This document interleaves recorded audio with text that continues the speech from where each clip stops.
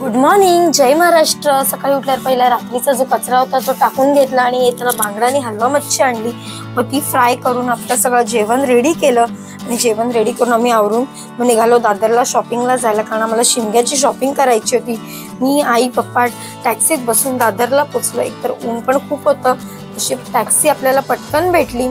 तिकडे पोहोचलो आणि पहिले गेल्या गेल्या आम्ही मोठी अशी बॅग घेतली, कारण का आम्हाला गाडीतलं सामान खूप असतं। थंडगार म्हणून लस्सी पियालो आणि लस्सी पिऊन झाल्यानंतर कृषिकाला खेळणं दिसलं ते घेतलं आजीनी। मग थोडीफार शॉपिंग केलं आणि रिटर्न यायला निघालो। मग गेलो संध्याकाळच्या हळदी कुंकाला, कारण का चुनाभट्टीत सर्वात मोठं भव्य असं हळदी कुंकू होतं।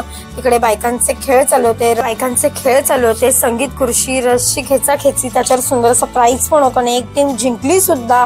आणि संगीत खुर्चीलाच एवढा वेळ झाला की हळदी कुंकाला लेट झाला, खूप गर्दी झाली आणि हळदी कुंकामध्ये आम्हाला मसाल्याचे डबे भेटले।